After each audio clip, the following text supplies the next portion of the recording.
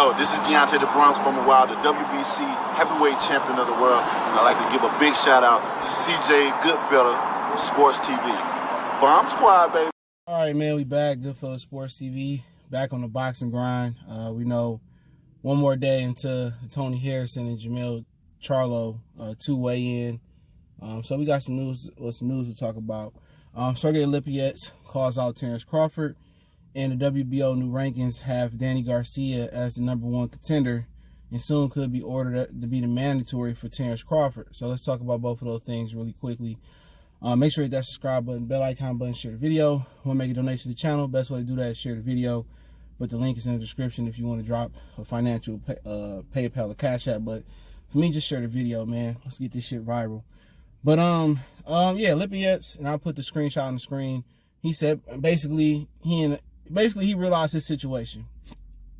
All right, he realized his situation is like, all right, Errol Spence is holding up the IBF belt. He was supposed to have he may have an IBF interim title with the guy who beat Luis Collazo. We called him Qdoba. He wins something. We'll learn how to pronounce his name. All right. Right now, I don't know what's going on with that. They supposed to be fighting for Errol Spence IBF title, interim title. But right now, Lipinets seemed to be in the position that Danny Jacobs was in with Premier Boxing Champions. And that position is, just waiting around for fights, not knowing what's going on, getting a 6-8 week notice to get ready for a fight. And right now, he want to be a go-getter. He said, Crawford, Errol Spence, whoever, I'm willing to fight. Now, I know for a fact that Danny Garcia didn't want that fade. He didn't want the Dennis Yugas fade. He didn't want those Zita Lopez fade. He chose Ivan Reddick because he may be lined up for a Pacquiao fight, either him or Mikey Garcia. All right.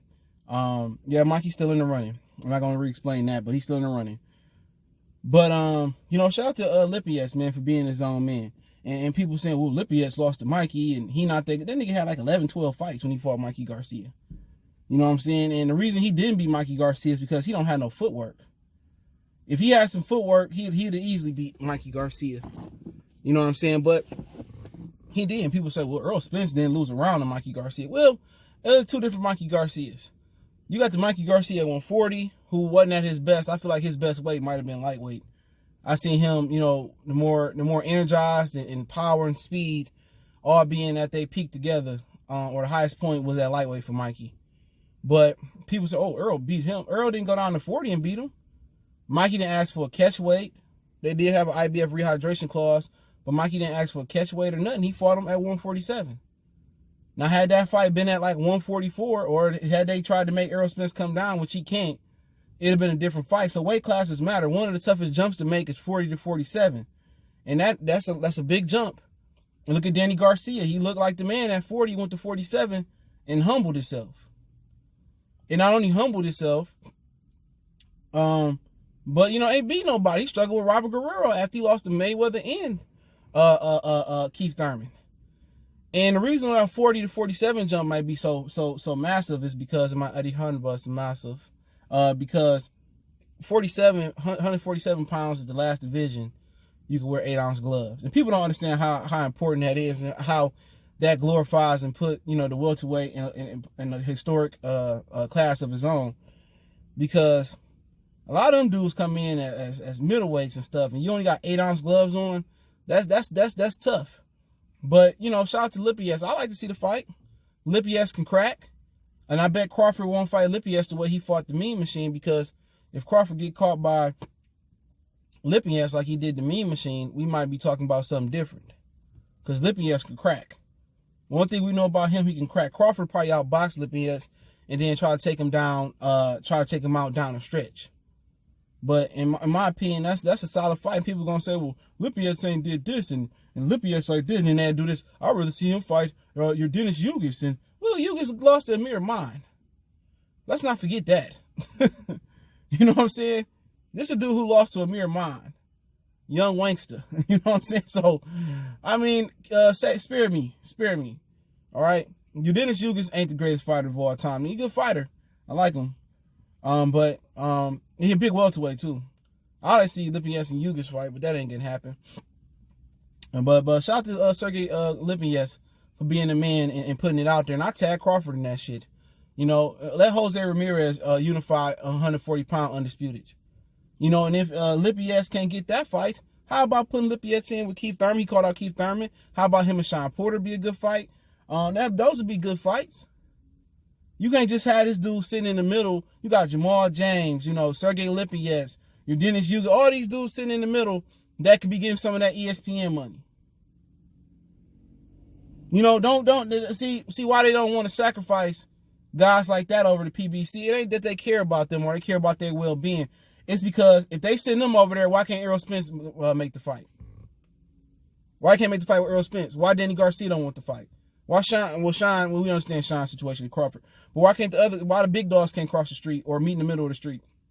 That's the reason why. And they tell you, oh, Wilder and Fury is this massive fight. Motherfucker, it did 350,000 pay-per-view. And it didn't do that. It probably did like 300,000. That pay-per-view wasn't going to be bigger than Crawford and Errol Spence. You know what I'm saying? See, they can say Wilder and Fury did it because, oh, we think it's going to sell 2 million. Man, you can speak it, believe it, become it all you want to. That motherfucker ain't doing no million pay-per-views. I don't care how they promote it. Don't nobody care about no punching Tyson Fury that been fighting at the Plus app. And then you got Wilder, instead of exposing these fighters to regular network TV, they putting them on apps and pay-per-view. Come on. That ain't gonna work. Errol Spence and Crawford is a bigger fight than, even with 1 or 3 titles on the fight, than Deontay Wilder and Fury. I don't care what they say.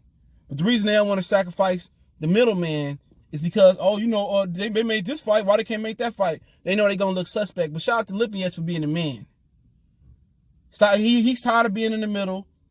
He tired of being in the middle, child. Like, dude, send me over there. All Al Hammond going to do is offer him a lower level, mid-level fight for more money. That's it. That's what he going to do, because Sean going to come back and tune up. Keith going to come back and tune up.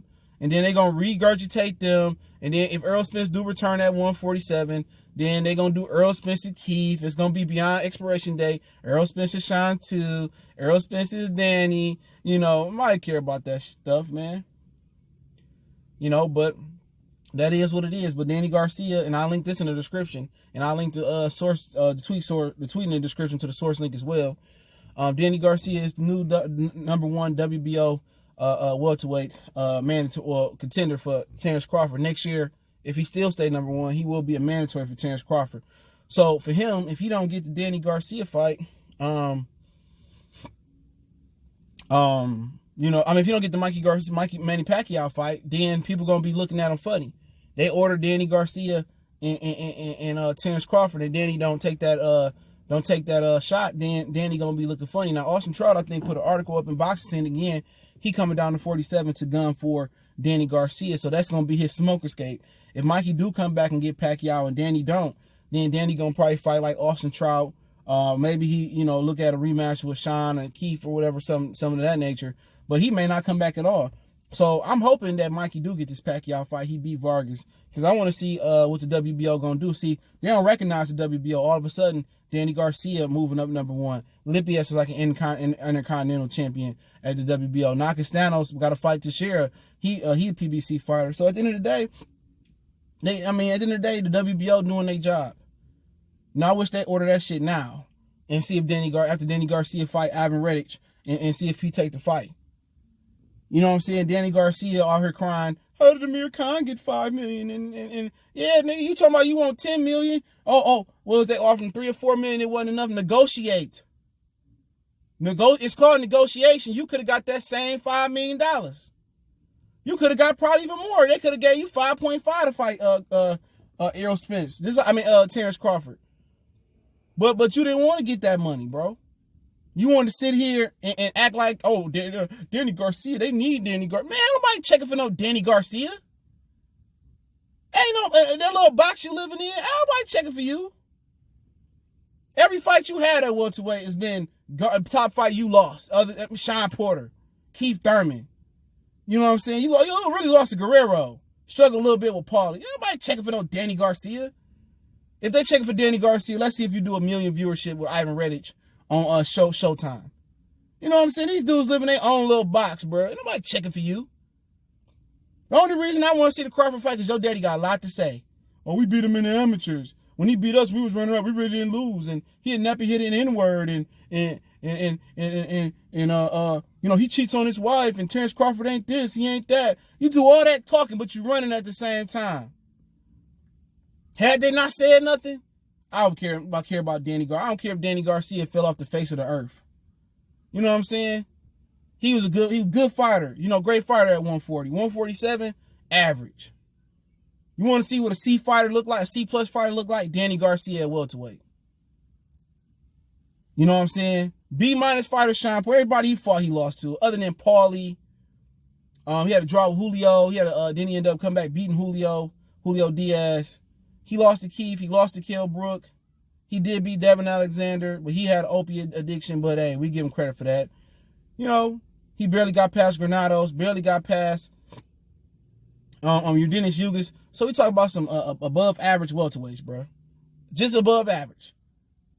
But hey, we'll see what happened. Danny WO #1. I thought the PBC don't recognize the WBO. All of a sudden they do it when it's good for them or it suits them. So it is what it is, man. You look at the whole thing. People say, "Oh, you're the raccoon for talking against PBC." It is what it is. The truth got to be told, bro. You talking about PBC owner, Mr. All Lives Matter, Mr. Support Donald Trump, Mr. Support LA Clipper Donald Sterling, Mr. Gucci, Mr. All that stupid stuff he did. You know what I'm saying? Al Heyman, Mr. Treat Gary Russell like a $2 hoe. You know what I'm saying? Mr. I offered Triple G like $40-50 million, but hey, I can't give some of that money to Keith Thurman and make him fight Errol Spence, or I don't put the money into Pacquiao to make him fight Errol Spence. You know what I'm saying? Mr. He's so black, but Errol Spence sat there and wasted several years of his career, doing nothing and fighting once, twice a year. Yeah, he pro-black. Hey, but it is what it is, man. Goodfellas Sports TV. Don't forget me on Facebook, Instagram, Twitter. Reach out to the email if you got business question, inquiry, sponsorship, video request. Keep sharing the video. Want to make a donation to the channel? That link's in the description. Best way to donate is share the video. And yeah, let me know what y'all think. One time for the one time. We gone.